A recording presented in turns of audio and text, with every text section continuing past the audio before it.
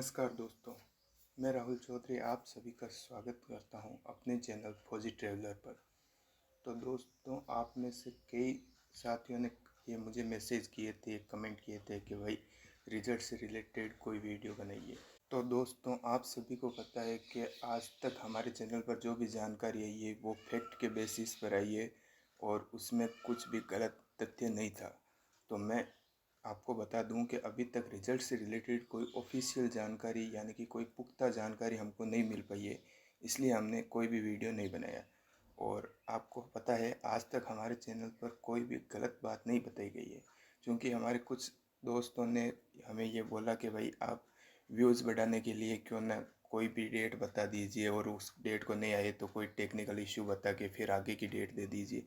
तो दोस्तों, आपको मैं बता दूं कि व्यूज़ के चक्कर में मैं आपको कोई भी गलत इन्फॉर्मेशन नहीं दूंगा और ना आज तक हमारे चैनल पर ऐसी इन्फॉर्मेशन दी गई है और ना आगे कभी दी जाएगी।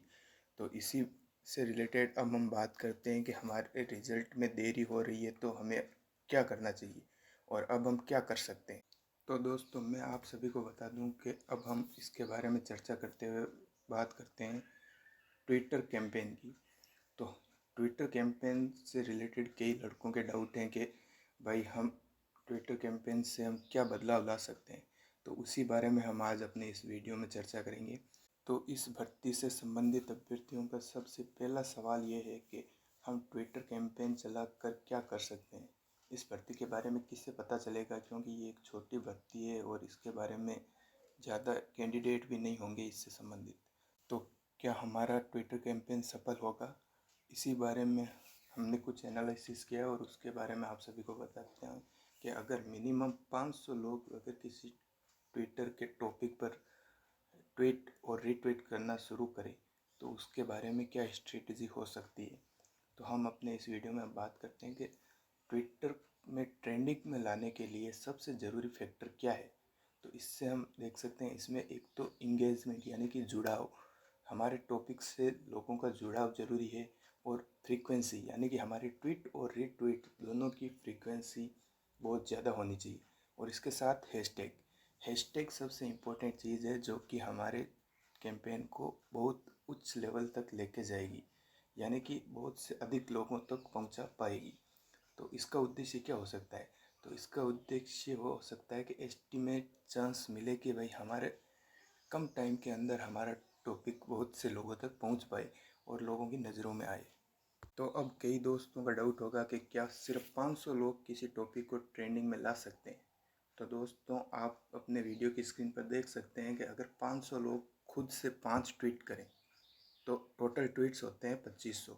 और उसके बाद में यदि वे बाकी अन्य कैंडिडेट्स के ट्वीट को रीट्वीट करें, यानी कि यदि वे खुद के ट्वीट के अलावा यदि 2495 रीट्वीट करते हैं तो अब तक टोटल 12,47,500 ट्वीट किए जा चुके होंगे। लेकिन आप ये मत भूलिए कि हम सिर्फ 500 नहीं हैं।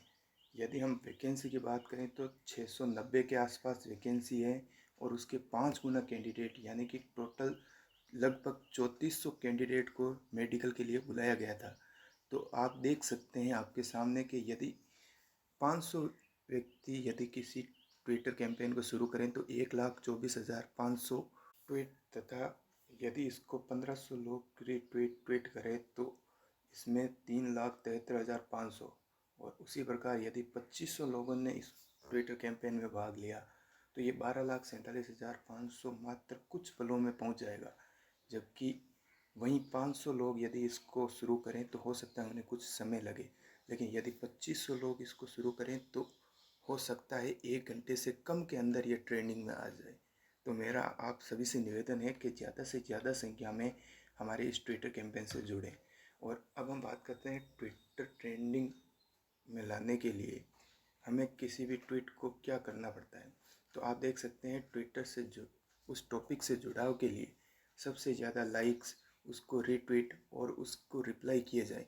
रिप्लाई ये हो सकता है कि आप हमारे ट्वीट के अंदर ये रिप्लाई दें कि भाई हम आपके साथ हैं, एसएसबी जल्दी रिज़ल्ट दो, या उससे रिलेटेड रिज़ल्ट से रिलेटेड आपके मन में जो भी बात आए आप उसमें रिप्लाई में लिख सकते हैं।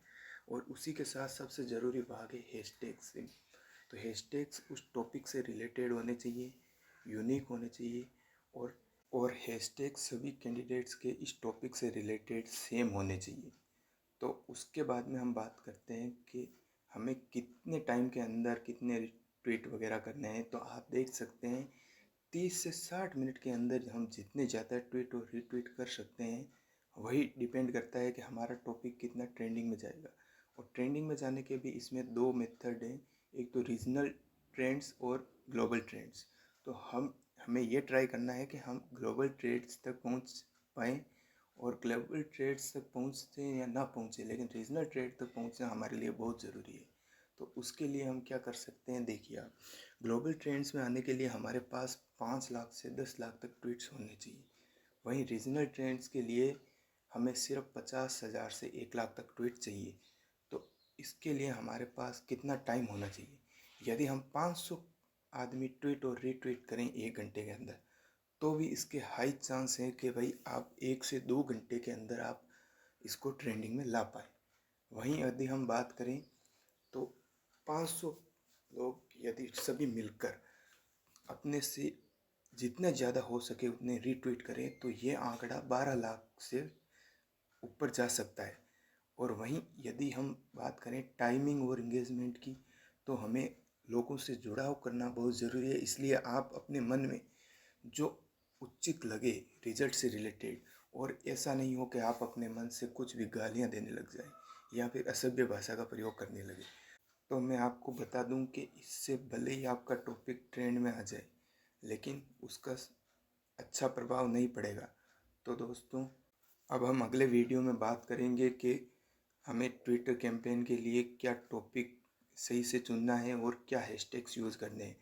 तो उसके लिए आप हमसे जुड़ना ना भूलें, और आपके इस वीडियो से रिलेटेड जो भी डाउट हैं आप हमें इंस्टाग्राम, यूट्यूब कमेंट और ट्विटर तथा टेलीग्राम चैनल में आप हमें अपने सजेशन और अपने डाउट दोनों पूछ सकते हैं, और हमें बता सकते हैं कि हमें क्या इम्प्रूवमेंट की ज़रूरत है। और इस ट्विटर कैंपेन से रिलेटेड वीडियोस पाने के लिए आप सब्सक्राइब करना ना भूलें और हमें फॉलो ज़रूर करें। धन्यवाद।